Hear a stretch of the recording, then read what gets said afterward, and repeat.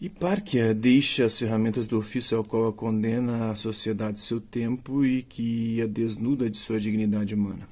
Para encontrar sua dignidade, deve aceitar sem afetar-se nem perturbar-se, permanecer obscenamente desnudada ante os outros, como Crates o havia feito voluntariamente e como ambos o fizeram juntos, né? Eis aqui o marido que não tem nada, eis aqui a mulher, aquela que sobre o tear deixou sua lançadeira.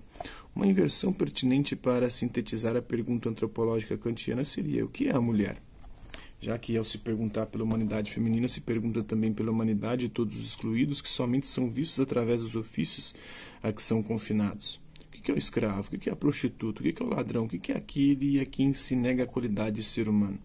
A todos eles, a todos nós, cabe responder a pergunta qualitativa, de Teodoro.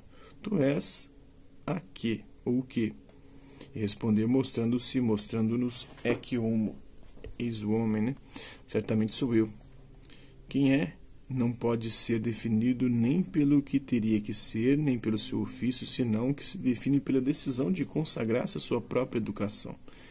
Este giro antropológico poderia talvez nos levar a uma transformação de nossos ofícios, em vista de nos educarmos a uma transformação educativa de nossos ofícios.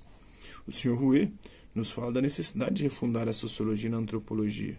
Diz que o exercício de seu ofício de sociólogo fez descobrir que a tarefa científica da sociologia não pode realizar-se senão na reciprocidade, que é o momento, que é o encontro com as experiências humanas dos outros, que o conhecimento que podemos constituir surge de uma coprodução.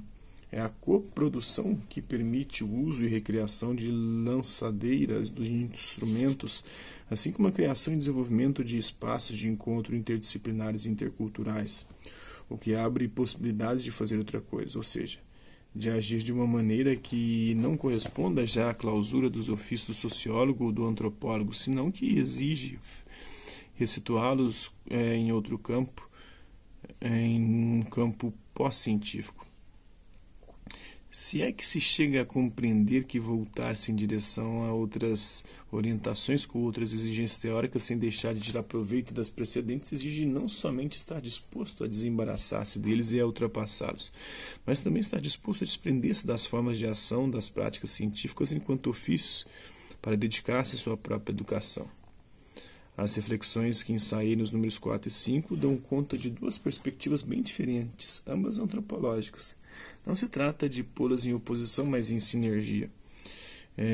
Tentarei fazer isso refletindo sobre o oxímoro, ofício docente.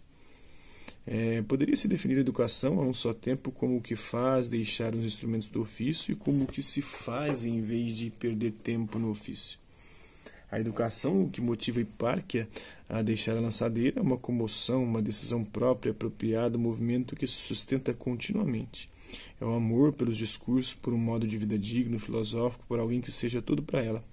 É a decisão de comprometer-se, de aceitar simplesmente como mulher, ao esforço mantido para chegar a ser aquela que é. É a esta aprendizagem que consagra o seu tempo. Entretanto, o ofício docente não é mais que outro ofício. Volta-se mais a ensinar a outro que a aprender, mais a educar que a educar-se. É nesse sentido que a educação pode converter-se no seu contrário, pode tornar-se ofício, pode inclusive dar-se a tarefa de instruir para ofícios, pode fazer esse trabalho de domesticação, tecido de adestramento, sempre com novas lançadeiras. Para que esse ofício se torne-se libertador, seria necessário que não se tratasse já de um ofício. Seriam necessários mestres que se educassem a si mesmos como Hipárquia, mestres que se admirassem, que se apaixonassem, que tomassem a decisão de se pôr em movimento para passar a ser quem são, que escolhessem um tipo de vida educativa que consistisse em pôr os outros em movimento de libertação, em apoiar suas aprendizagens próprias, em sustentá-las em seu caminho, seriam então mestres educadores, ou seja, mestres libertadores. Isso é o que queria propor aqui, que não haja o ofício de educar, mas sim mestres educadores que evidentemente terão aprendido o seu caminho dominando teorias, métodos, conhecimentos e práticas dos que decidiram liberar-se para superá-los. Este esboço pode nos pôr no caminho para pensar a superação dos ofícios de filósofo, sociólogo, antropólogo, se para não perder tempo nos teares da educação, e especialmente no ofício de ensinar ofícios, os docentes têm de converter-se em mestres educadores. Então, para não perder tempo nos demais ofícios, seria necessário também haver mestres educadores, tecedores, sociólogos, antropólogos que construíssem em coprodução as condições para a autoeducação humana de toda a humanidade. Então é isso aí, espero que vocês tenham gostado do vídeo. Quem curtiu, dá um like, não curtiu, dá um dislike. Hasta lá, vista, até a próxima.